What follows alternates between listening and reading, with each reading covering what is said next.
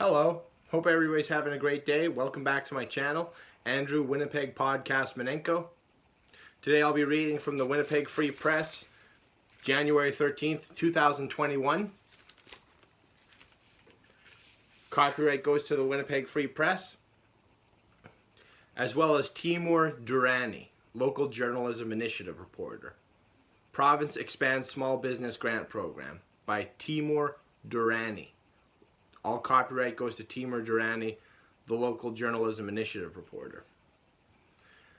As shuttered businesses in Manitoba bide their time before a possible reopening, the province is expanding emergency support to help them survive Code Red pandemic restrictions.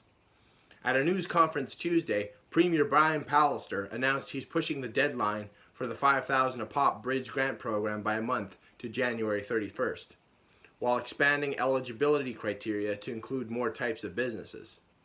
Hotels, resorts, lodges, travel agencies, janitorial services, and operators of licensed passenger transportation companies impacted by public health orders will now be allowed to apply for the grants. This will never make up for the profit opportunities that have been lost in the hardship emotionally or psychologically to those folks who have dedicated themselves to their small businesses. We know that, Pallister told reporters, but we also know that some support is essential. Calling the new stream of funding part 2 of our assistance, Pallister once again incorrectly touted Manitoba's emergency programs as the most generous in Canada. On Tuesday, a Free Press provincial comparison from coast to coast has shown that claim to be false. Pallister also incorrectly claimed those programs proffer funds with limited red tape. Emails between the province and business owners previously shared with the Free Press have shown long exchanges of government employees questioning timesheets of small firm workers, proof of pay stubs, or bank deposits in workers' accounts, and bank statements dating back to last spring before even considering to provide them with aid. The Bridge Grant Program was first announced on November 10th to provide $5,000 to businesses, not-for-profits, and charities directly impacted by the province's pandemic response. It was later extended to December 8th and expanded to support indirectly impacted home-based businesses, with the promise that a second payment would be made if health orders remained in place past January 1st. Since Code Red measures have now been extended until at least January 22nd, the Premier said those payments were made by the province this past weekend. To make sure people don't fall through the cracks or miss the opportunity to apply for supports, we're extending support, said Pallister, while remaining mum about whether those assistance programs, many of which have expired or are set to expire this month, will be extended should restrictions continue. Reaction from the business community about Pallister's announcement Tuesday were mixed. Stakeholders were glad to hear about the expansion, but they said businesses would rather be allowed to safely reopen than given more emergency funding. Rules should have been adjusted to allow capacity limits or appointment services for storefronts, said advocates.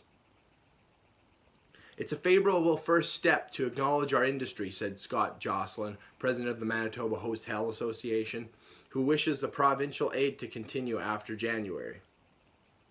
Unfortunately, the reality is we have big obstacles ahead, and we won't find a new normal before many, many other businesses, he said. Right now, we can't do anything we'd normally be able to do.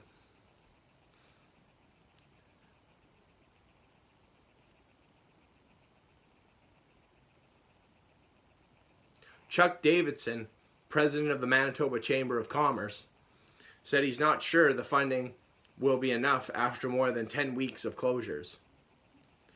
It's a very little bit of help right now, he said, but I want to be clear.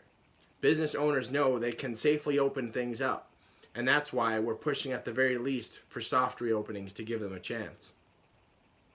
It's hard to get everyone the help they need, so I have to give the government credit for that, said Jonathan Alwald, Prairie Director for the Canadian Federation of Independent Businesses. Now we want to make sure that these allocations go to the hands of businesses. Last week, the province said it has spent $180 million in total towards emergency funding, but that figure is a far cry from what's been allocated to these programs. According to provincial data, only $16.2 million has been paid out of the initial combined $120 million budget for the Back to Work in Manitoba, Back to Work this summer, and student wage subsidy programs. Out of the Gap Protection Program, $59 million has been paid for an earlier budget of at least $120 million. The Manitoba Bridge Grant has so far paid approximately $104 million to 10,740 eligible applicants, which includes the first payment November 16th to December 31st, and second deposits this past weekend. However, the number is out of a total of $200 million allocated towards the program. These unprecedented economic challenges aside, at a bare minimum, what we don't want to see is any allocated funding left by the end of this, said Lauren Remillard, CEO and president of the Winnipeg Chamber of Commerce. Remillard said there is a soft spot that has been indicated through recent research in the U.S., whereby transmissions can be limited while keeping the economy running through 25% capacity limits with people physically distanced and wearing masks. Our hope is that this will be the last lockdown blanketed for our business, he said. But Pallister said he doesn't want a yo-yoing with COVID-19 restrictions. I'd like to see a sustainable reopening that doesn't have to go jumping around back and forth, he said. We're in this together, and we're doing it all to bend the curve for each other, business or not.